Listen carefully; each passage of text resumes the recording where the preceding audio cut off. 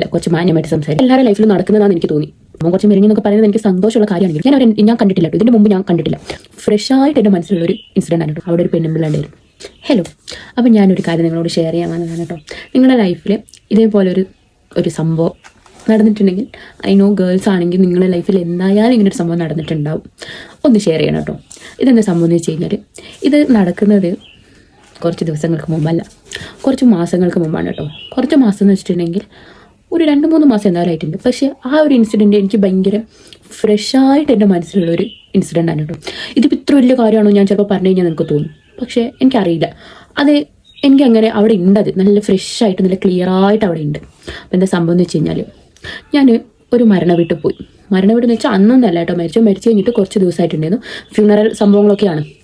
So ഞാനവിടെ പോയപ്പോൾ അവിടെ ഒരു പെണ്ണുമ്പിള്ളാണ്ടായിരുന്നു. ഇല്ല, കുറച്ച് മാന്യമായിട്ട് സംസാരിക്കാതെ. അവിടെ ഒരു അമ്മായി ഉണ്ടായിരുന്നു. അപ്പോൾ അവരെനിക്കറിയില്ല, ഞാൻ അവരെ കണ്ടിട്ടുമില്ല.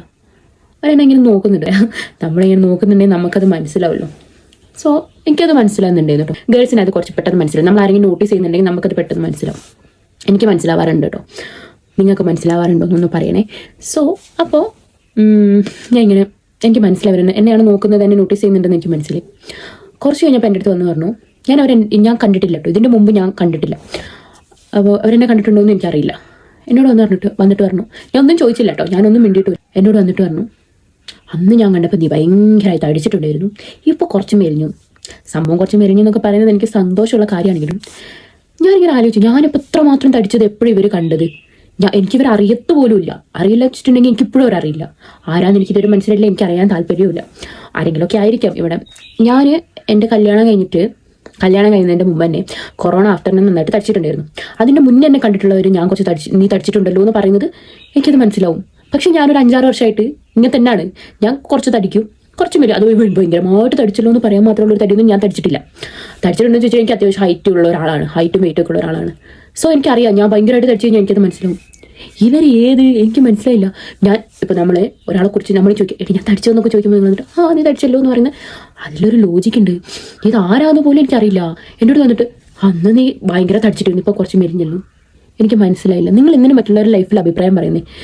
എനിക്കത് ഭയങ്കര ഫീലായി, എനിക്ക് ഭയങ്കര സങ്കടമായി. അങ്ങനെയൊന്നുമല്ല. പക്ഷേ ഇത് കഴിഞ്ഞിട്ട് ഒരു 3-4 മാസമായി. പക്ഷേ അതെൻ്റെ മൈൻഡിൽ എവിടെയുണ്ട്. ഇന്ന് ഞാനൊരു റീൽസ് കണ്ടായിരുന്നു. ആ റീൽസിൽ ആ കൊച്ചിങ്ങനെ പറയുന്നുണ്ടായിരുന്നു, ഞാനൊരു ഇൻട്രോവേർട്ടൊന്നും അല്ല, പക്ഷേ ഞാനിപ്പോൾ ഇൻട്രോവേർട്ടാണ്. അതിന് കാരണം എൻ്റെ സൊസൈറ്റിയിലുള്ള കുറേ ആൾക്കാരാണ്, പല ആൻറ്റിമാരാണ്. ഇപ്പോൾ ഒരു ഫംഗ്ഷന് പോയി കഴിഞ്ഞിട്ടുണ്ടെങ്കിൽ അവരുടെ അടുത്ത് നിന്ന് വരുന്ന കുറേ കമൻസ് ആണ്. സോ ഇതൊക്കെ എല്ലാവരുടെ ലൈഫിലും നടക്കുന്നതാണെന്ന് എനിക്ക് തോന്നി. ഈ ഒരു ഇൻസിഡൻറ്റ് മാത്രമൊന്നുമല്ല കേട്ടോ, പല കാര്യങ്ങളും ഞാൻ അങ്ങനെ കേൾക്കാറുണ്ട്. അതൊക്കെ എൻ്റെ മൈൻഡിൽ നല്ല ഫ്രഷ് ആയിട്ട് ഉണ്ടാവാറുണ്ട്.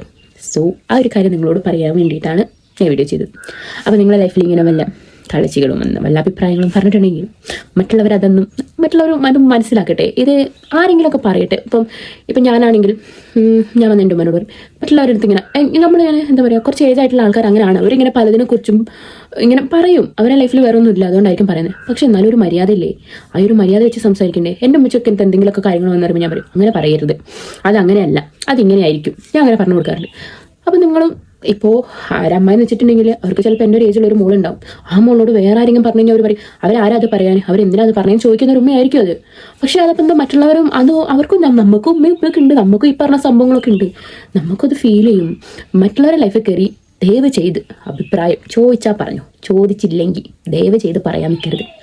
എല്ലാവരും ഇപ്പോൾ ഒരേപോലെ ആയിരിക്കണമെന്നില്ല. ചിലപ്പോൾ അവർക്കതൊരു ട്രോമയായിരിക്കും. ഇപ്പോൾ കുറേ ആൾക്കാർ മുമ്പ് ഇങ്ങനെ പറഞ്ഞു കഴിഞ്ഞിട്ടുണ്ടെങ്കിൽ അവരത് എപ്പോഴും മറ്റുള്ളവരെ ക്രൗഡിൽ പോകാൻ വേണ്ടിയിട്ടും ഒക്കെ അവരെ ബാധിക്കും. ഞാനൊരു ഇൻട്രോവേർട്ടൊന്നുമല്ല കേട്ടോ. ഞാൻ എൻ്റെ ഒരു സർക്കിളിൽ ഞാൻ ഭയങ്കര എക്സ്ട്രോവേർട്ട് ആയിട്ടുള്ള ഒരാളാണ്.